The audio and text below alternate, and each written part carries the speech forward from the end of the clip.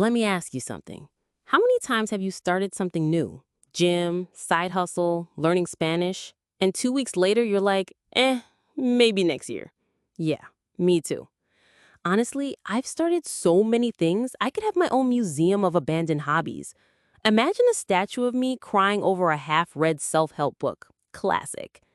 Here's the truth bomb. Most people quit way too early, and that's where the 3-month rule for success comes in. It's not magic, it's not some guru nonsense, it's psychology, habit science, and a little patience. Stick with me, because if you actually apply this, you'll stop quitting at chapter 1 and finally see the plot twist in chapter 12, instead of crying in chapter 3. Okay, picture this. It's January 1st. You bought a fancy water bottle that makes you feel like a fitness influencer, gym shoes that cost more than my rent, maybe even downloaded Duolingo because you swore you'd be bilingual by summer. For the first 2 weeks, you're basically Rocky Balboa meets Tony Robbins, if Rocky had a smoothie in one hand and a vision board in the other. But then the honeymoon phase dies. Motivation dips.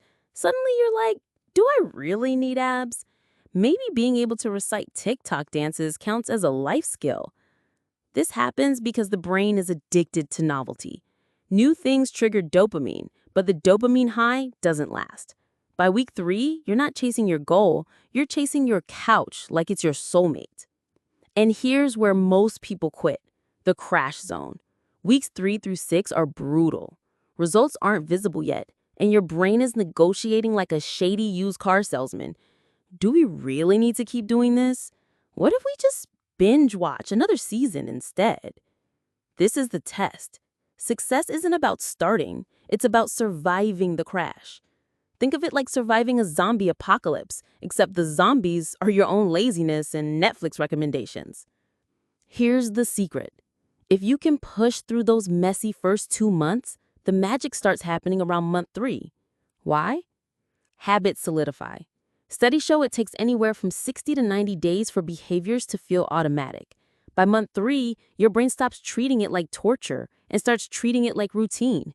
You go from, workout, to, I guess I'll lift this 5-pound dumbbell again. Momentum builds. Tiny results start stacking. You've gone from lost to learning, from painful reps to progress pics you can post without guilt, maybe even brag a little. Identity shifts. At first, you're a person trying to work out. 3 months in, you're just a person who works out. Suddenly, you're the person who smells faintly of sweat and confidence, and your brain stops arguing because it's too busy updating your Instagram bio. Think about it. Every big transformation has a 3-month runway. Businesses, most don't make profit until 90 days of consistency. Yep, your overnight success probably cried a lot before going viral. Fitness? Ask any trainer. The first real visible changes show up around month 3.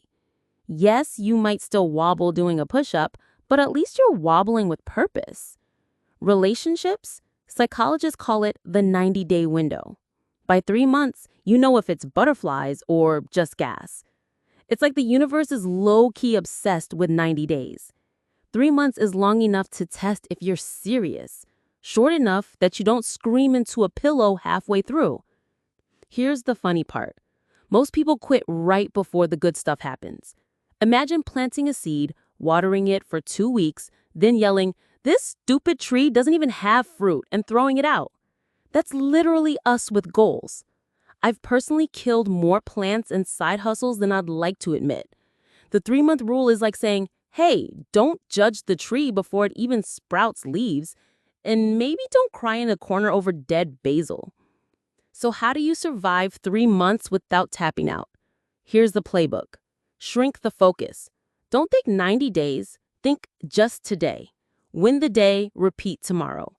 Tomorrow is scary, today is manageable. Track the boring wins. Progress feels invisible until you see your streak, journal, or log. Write it down. Proof kills doubt. And yes, putting a sticker on a calendar counts as science. Expect the dip. Week 4 is where you feel like giving up. Normal. That's the test. Say it out loud. Ah, yes, the infamous week 4, my old nemesis. Find a witness. Tell a friend, post about it, or ignore your family with updates. Accountability is free motivation. Bonus, your friends might finally stop asking if you've given up yet.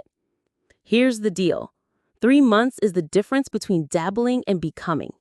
Most people never make it that far. They quit at the crash test. They tap out before the habit forms.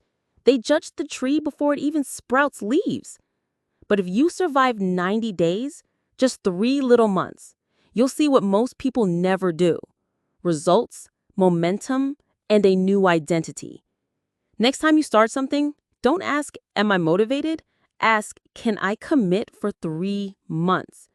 Because that's where the magic happens. And yes, where you finally stop crying over unfinished projects.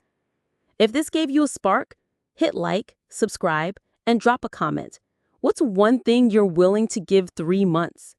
And hey, come back in 90 days and tell us how it went. Future you is gonna slap present you on the back or at least laugh at how dramatic you were in the beginning.